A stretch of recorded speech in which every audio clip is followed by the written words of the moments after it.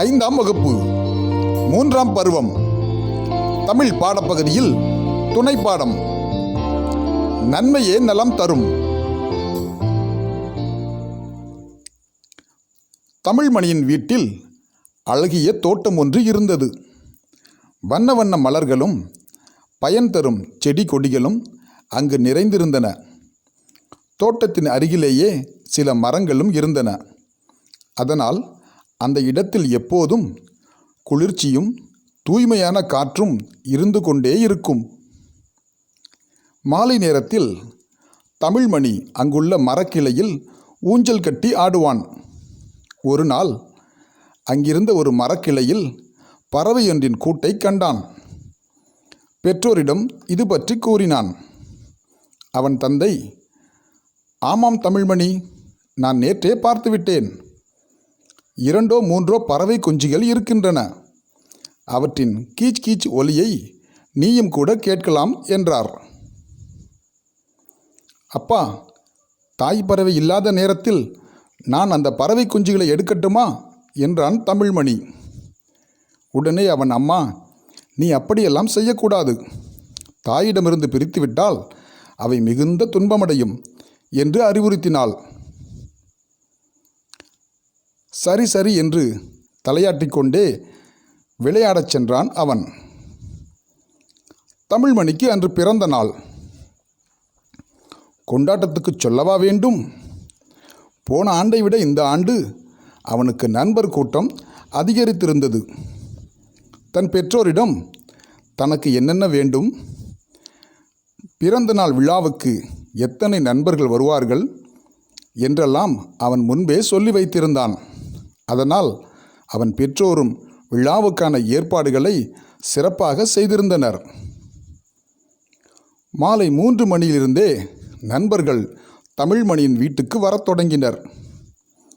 தோட்டத்தை பார்த்ததும் அவர்களுக்கு கட்டுக்கடங்கா மகிழ்ச்சி ஏற்பட்டது. சிலர் அங்கிருந்த பூக்களை பறித்து கீழே போட்டனர்.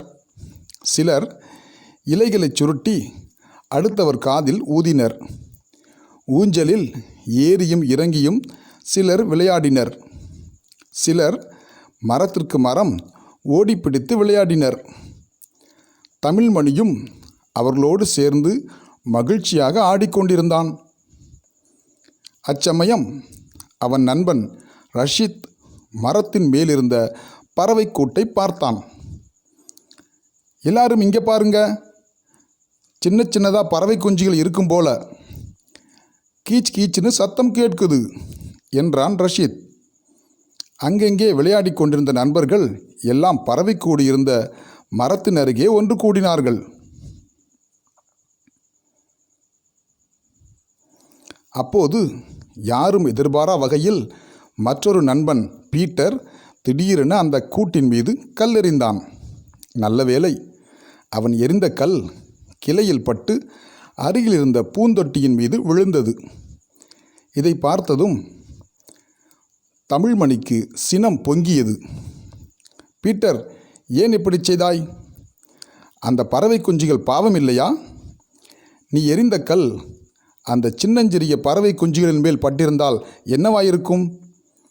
உன் வீட்டை யாராவது இடித்து தள்ளினால் நீயும் உன் குடும்பத்தாரும் என்ன செய்வீர்கள்? அதுபோன்றுதானே அந்த பறவைகளின் நிலையும். இதை ஏன் நீ புரிந்து கொள்ளவில்லை?" என்று படபடவென பேசினான் தமிழ்மணி. தன்னுடைய இழிவான செயலை நினைத்த பீட்டர் என்ன சொல்வதென்று தெரியாமல் தலை குனிந்து நின்றான். "தமிழ், என்னை மன்னித்து விடுடா. நான் அறியாமல் செய்த தவற்றை எண்ணி வருந்துகிறேன். இனி எப்போதும் இது போன்ற தவறுகளை செய்ய மாட்டேன்" என்று வருத்தத்துடன் கூறினான் பீட்டர். அவன் கூறியதை கேட்ட மற்ற நண்பர்கள், "அவன்தான் தவற்றை ஒப்புக்கொண்டானே, மன்னித்து விடுடா. அவன் மட்டும் இல்லை, நாங்களும் இதுபோன்று தவறு செய்ய மாட்டோம்" என்று கூறினர். அப்போது அங்கு வந்த தமிழ்மணியின் பெற்றோர் நடந்ததை அறிந்து கொண்டனர். நம்மைப் போலத்தான் இவ்வுலகில் எல்லா உயிர்களும் வாழ்கின்றன. அவற்றிடம் நாம் அன்பு காட்ட வேண்டும். மற்ற உயிர்களுக்கு செய்யும் தீங்கு நமக்கு நேர்ந்தது போன்று உணர வேண்டும். நமக்கு வலித்தால் அவற்றிற்கும் வலிக்கும் அல்லவா என்றார் தமிழ்மணியின் தந்தை. அவர் கூறியதை புரிந்து கொண்ட தமிழ்மணியும் நண்பர்களும் இனி நாங்கள் யாரையும் துன்புறுத்த மாட்டோம் என்று உறுதி கூறினர். தாங்கள் கூறியதை மெய்ப்பிப்பது போல் கொண்டு வந்த தின்பண்டங்களையும் சிறு தானியங்களையும் பறவைகளுக்கு கொடுத்தனர். மேலும் தாம் பார்க்கும் இடங்களிலும் பள்ளியிலும் பறவைகளின் கூடுகளை கண்டால் அவற்றை கலைக்காமல் பாதுகாப்போம் என்று உறுதி பூண்டனர். பறவைகளுக்கு தானியங்களும் தண்ணீரும் கொடுத்து உதவுவோம் என்று கூறி உறுதியளித்தனர். பிறர்க்கு உதவுவதே சிறந்த பிறந்தநாள் பரிசு என்று கூறி தமிழ்மணியை அனைவரும் வாழ்த்திச் சென்றனர். மாணவர்களே,